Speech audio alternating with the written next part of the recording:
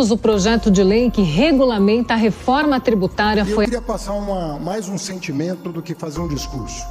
Eu penso que o Eduardo, o Reginaldo foram muito felizes em colocar os avanços extraordinários que essa revolução do sistema tributário brasileiro vai acarretar para toda a população no médio prazo. Do ponto de vista prático para o cidadão que nos ouve, para a nossa audiência, qual o ponto positivo dessa reforma para o cidadão? No que a reforma tributária diminui a tributação dele, facilita o consumo, e no que lhe prejudica? Pessoal, sinceramente, eu acho que ainda vai rolar muita água debaixo dessa ponte, até a gente saber se de fato na ponta o cidadão vai ser de alguma maneira desonerado.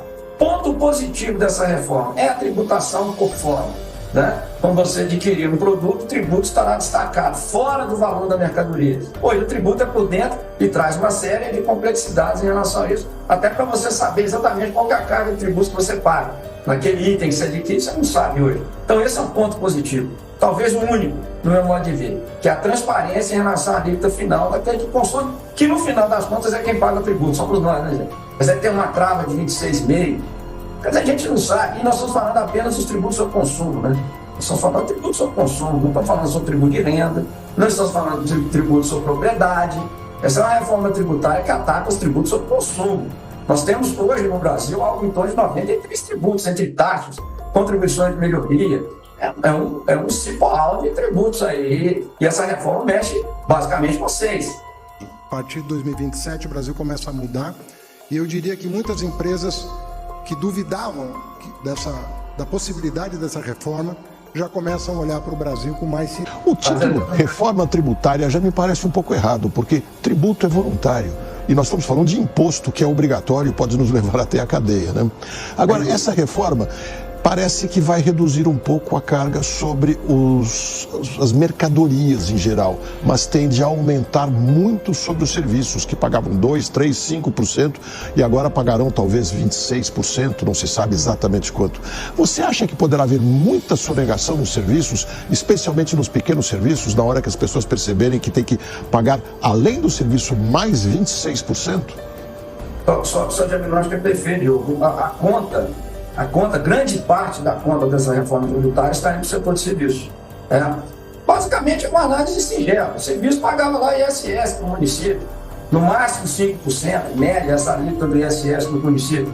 Vai passar a pagar agregadamente o ICMS, na junção dos dois. Então, a grande conta dessa reforma tributária, de fato, está na alçada dos serviços. E aí o efeito é um só. Ou as empresas vão quebrar, né, e, portanto, empregos serão eliminados, a economia vai ruir, de certa forma, na conta de serviço, ou vai haver sonegação para a sobrevivência do negócio. É fato isso. Verdade. Queria dizer, presidente, que o último relatório do Banco Mundial coloca o atual sistema tributário, que deixa de vigorar, entre os 10 piores do mundo. Entre 190 países avaliados, nós ficamos na posição 184.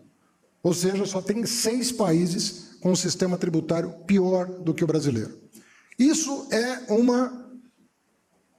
entrave para o desenvolvimento brasileiro. Não é possível avançar na economia com esse sistema tributário, até porque a competitividade entre as empresas fica muito mais centrada na disputa do planejamento tributário do que na inovação, na capacidade técnica, na compra de novas máquinas, no treinamento do seu pessoal, na educação do povo brasileiro.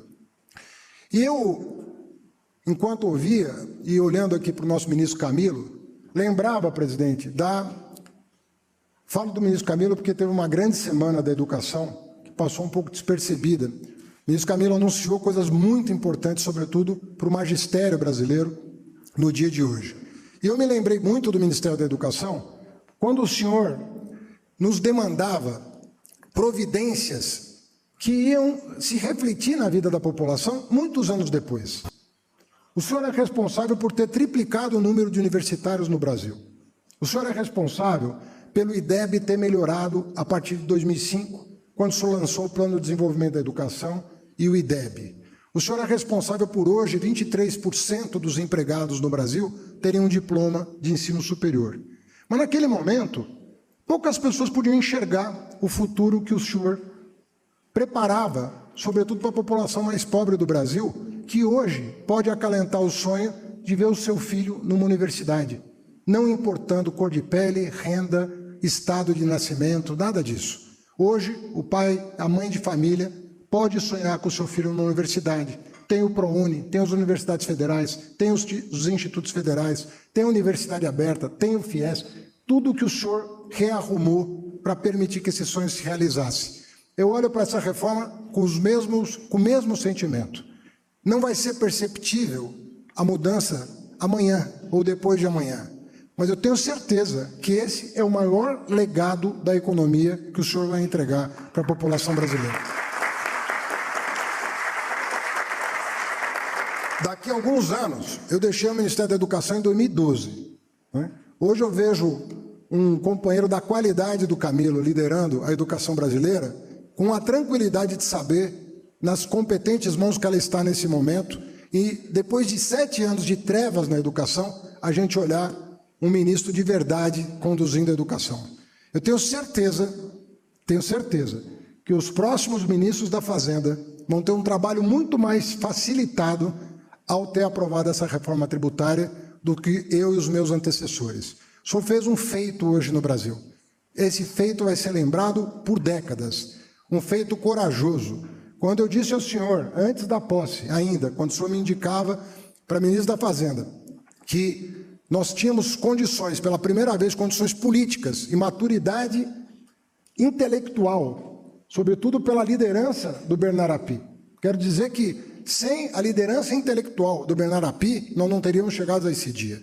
Ele liderou uma equipe de craques, de pessoas apaixonadas por esse país, de pessoas que não estavam pensando no salário que ganham na República. Ao contrário, abdicaram dos seus salários na iniciativa privada para deixar um legado para os seus filhos e netos. Se vê pouco isso no Brasil. É importante registrar o afinco com que essa equipe levou a termo uma reforma tão complexa como essa. Imagina você fazer um pacto federativo com 5.570 prefeitos, com 27 governadores, com todos os setores envolvidos, porque isso mexeu com toda a economia brasileira, e chegar num entendimento para votar uma emenda constitucional e uma lei complementar. Isso é uma tarefa de uma geração. De uma geração. E ela está sendo entregue ao povo brasileiro.